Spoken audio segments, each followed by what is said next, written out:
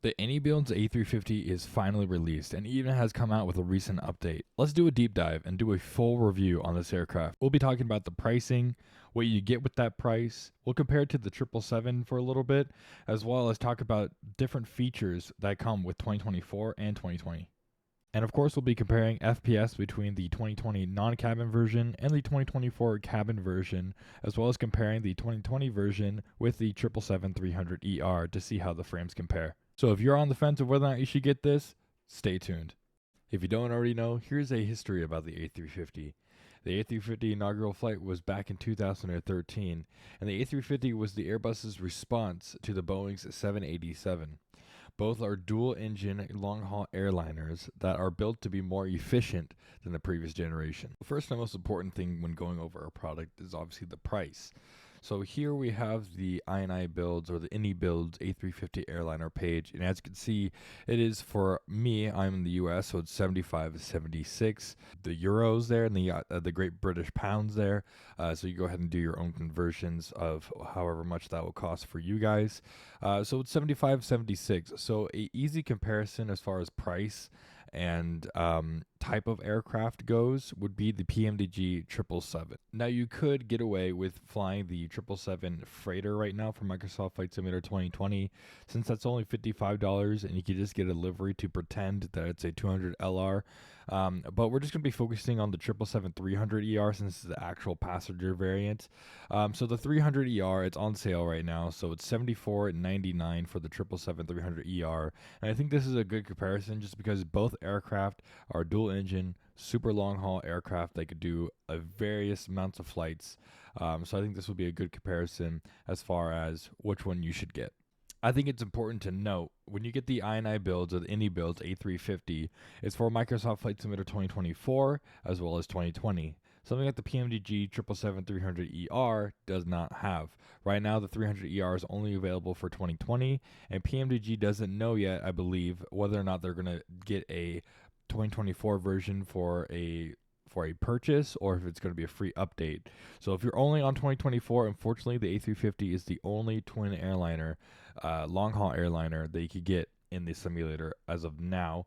You get the A380, I believe, from from Fly by Wire. So you got that long haul aircraft, but if you want a dual engine aircraft, you have the A350 here. So I think for $75, you technically get two versions of the plane, one for 2020 and one for 2024. Now I turned off my camera real quick just so I could show you this full image. These are the differences between the 2024 version and the 2020 version of the A350. It comes with two different variants. So it has the 900 and it has the 1000. I believe the ultra long haul or whatever they're calling it, with the extra fuel tanks, is coming in the first quarter of 2025. No idea if that's going to be a paid add-on or if it's going to be a free update. No idea yet. But for now, it's only the 900 and the 1000. And as you can see here, the main differences between the 2020 and the 2024 version is the interior model.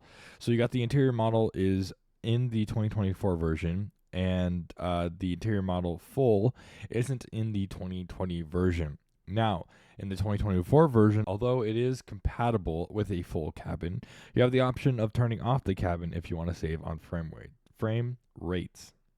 Can't speak this morning. And then you can go ahead and gander at the rest of the differences. At least for the US, the 75-76 price point, you're technically getting 4 airplanes if you think about it. So you got the 900 1000 in 2020 and you got the 900 1000 in 2024. So I think it's a good deal. They could have easily just made this only for 2024 and forgotten about 2020, but it's nice that they added in the 2020 stuff. We'll go ahead and dive into the simulator and take a look at some of the differences, especially as far as frame rates go, because I know that's a big thing. People are worried about the frame rates. Since it's such a complex airliner, how bad are the frames? So let's go ahead and hop in the sim and let's take a look at some frame rates. All right, guys, so here we are in Microsoft Flight Simulator 2020 and the cockpit here. I want to go ahead and show you guys what the partial cabin exactly means for 2020. So you can see the full cockpit here is nice and modeled. Let's go ahead and come out here. We can open up the door. door.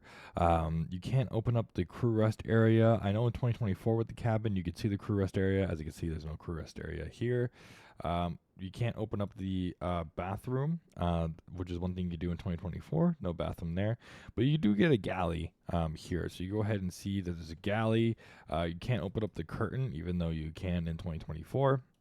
Just beyond the curtain is just nothing.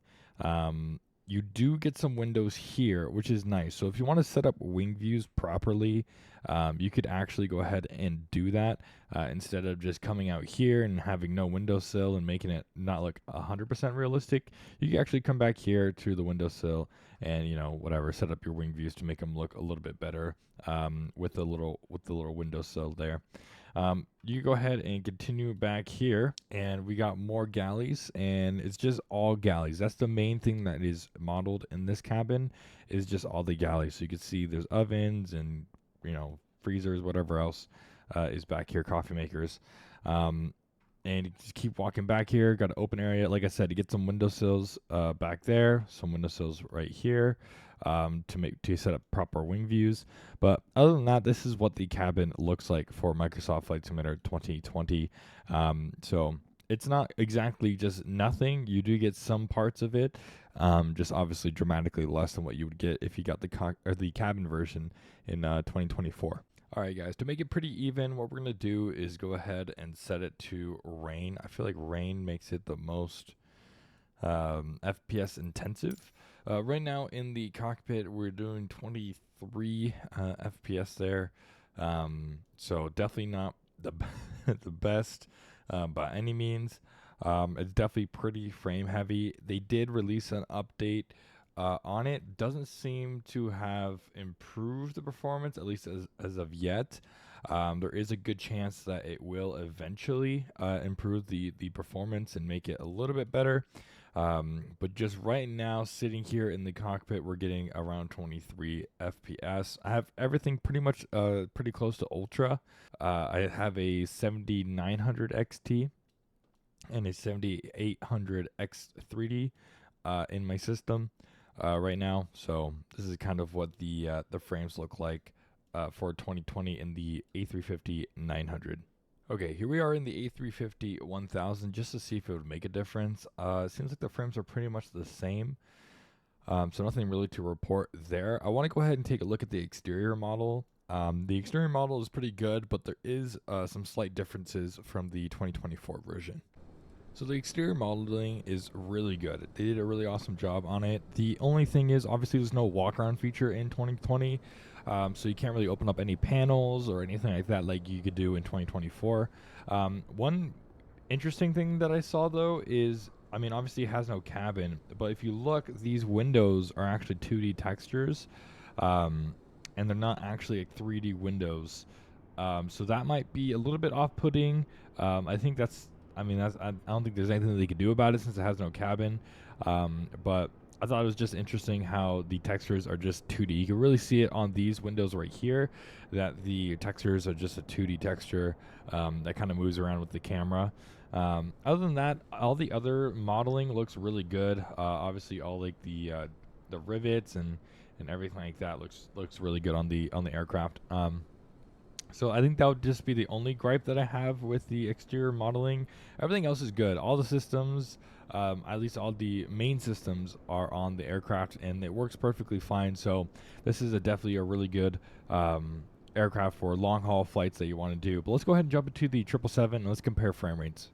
Looks like PMDG is upset at me for spawning right into their plane after spawning into the A350. So all my gauges don't work, but you can kind of just get the sense that we got like 5 FPS, if you want to call it that, maybe 4 FPS better than the A350 in the PMDG 777. I know not all the gauges and stuff works like frame rate. I have no idea, but I think overall we get like 5 FPS more in the PMDG 777 than we do in the A350. So let's go ahead and head over to Microsoft Flight Simulator 2024, and let's look at all the features there. All right, here we are in 2024. I figured just to start off, I wanted to go ahead and start in the walk around mode, since that's where you spawn in as. We're going to be talking about some of the 2024 specific features. One of them, obviously, being the walk around mode, being that you can walk around the aircraft and also interact with the aircraft. So we're going to go ahead and demonstrate some of that. This is obviously a feature, like I said, only to 2024. So for example, right here, we could open up the engine cowling. And you can see you got maintenance people that spawn in here. Take a look at the engine. And we got some more ladders over here on the side. We could go ahead and come over here. We could open up all these different panels here. As you can see, we have the ground service panel right here. We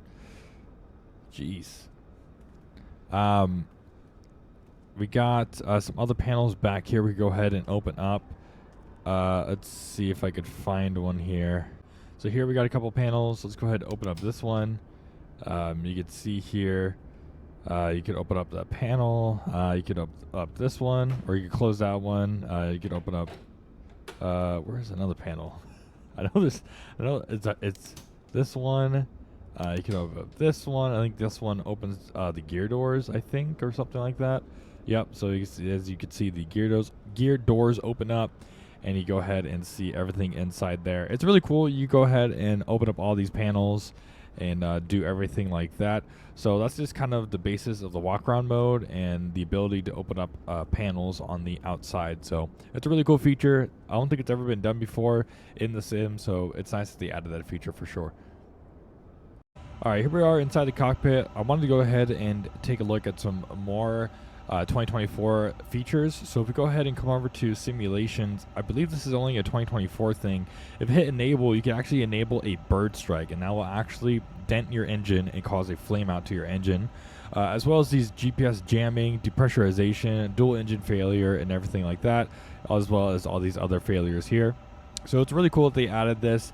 If you go over to the flight options and you go to sound and cabin, you can actually change the language of your cabin announcements, and you go ahead and do that based on your livery, and those announcements sound like this. So moving into the cabin right here, we got a restroom, and you go ahead and flush the toilet. Everything else is not clickable in the restroom, but you know, at least you can flush the toilet. Coming back here, you could open up and close the curtains now. And we can go ahead and see here's the first class cabin. I know in this one, obviously it's the I&I builds, or the Indy builds cabin. So this is the Indy builds specific cabin. But I know, for example, the Delta one has a Delta specific interior, which is really cool. That they added features like that. You go ahead and keep walking back here. This is all the first class / business class seats, and then back here we have the premium economy section, and then we just got the normal economy section back here. So we got a full-fledged cabin. All the bathrooms work. All the bathrooms you could open up and go in there, flush the toilet, and do what you got to do. So yeah, here is the premium economy section here. And then we got the normal economy section here, and then we got a second normal economy section back there. So yeah, this is the full-fledged cabin. Really cool that they did this. I know a lot of people might not like the cabin and just see it as a frame rate destroyer. So like I said, you can go ahead and switch this to be a non-cabin version even in 2024, which I think is a really good idea for them to do that, just in case you just don't want the cabin and you rather have more FPS.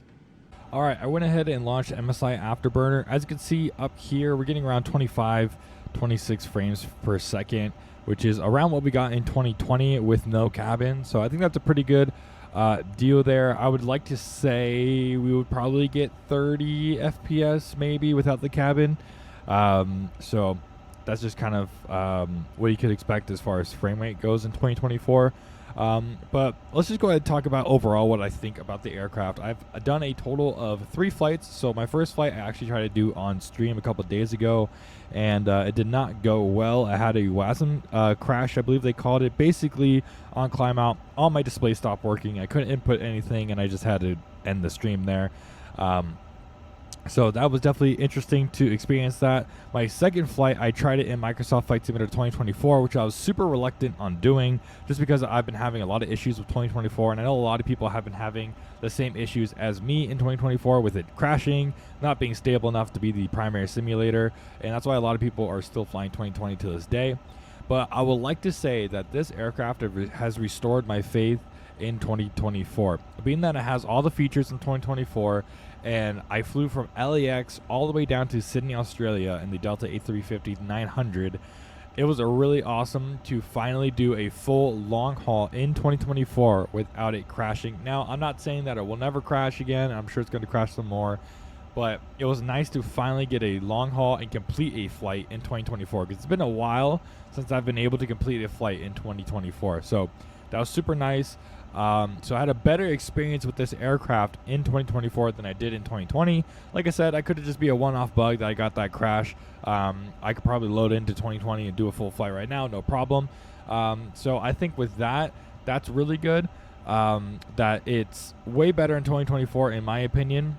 Obviously, you get more features with it, but I like that they also did a 2020 version for those of us who are reluctant to go to 2024. And by the time we are ready to go to 2024, we already have a model for it without buying a separate add-on. So that's really nice about it. As far as flying it goes, if you know how to fly any normal Airbus, you know how to fly every Airbus, I swear. Even the A380, like obviously the FMS down here is all touchscreen, very much like the A380. So if you know specifically how to program the A380 FMS, you'll have zero issues programming this one. This is basically the same thing. But as far as autopilot goes and flows goes and everything like that, it's all Airbus driven. Just lights out philosophy.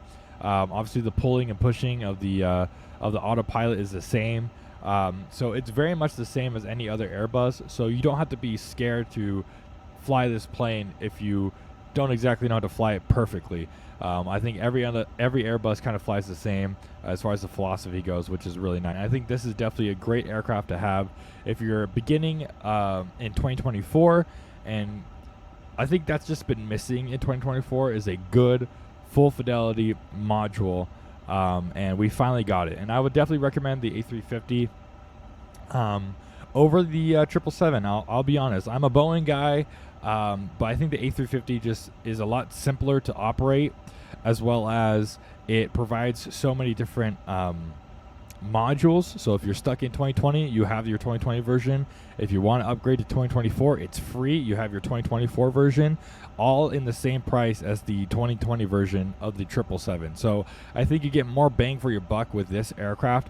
Granted, and I know it's expensive, but I think you get more bang for your buck with this aircraft rather than the PMDG 777, because with the 777 you only get one variant, the 777-300ER, and you only get it for 2020. Who knows if they're going to give you a free upgrade to 2024 or not when that day comes, if it ever comes. It seems like they're taking a long time on that, but I think this is a great aircraft to buy. And despite its early issues, what aircraft doesn't have early issues? They already updated the aircraft. So we'll be taking a look at the new update on stream this next week, so be tuned for that. And I would say it's definitely a buy in my opinion. So let me know what you guys think about this aircraft. Let me know what you think about this release. I hope to see you guys in the next stream. Please make sure to like the video, make sure to subscribe, and thank you for joining us again on another video. Have a good one. Peace.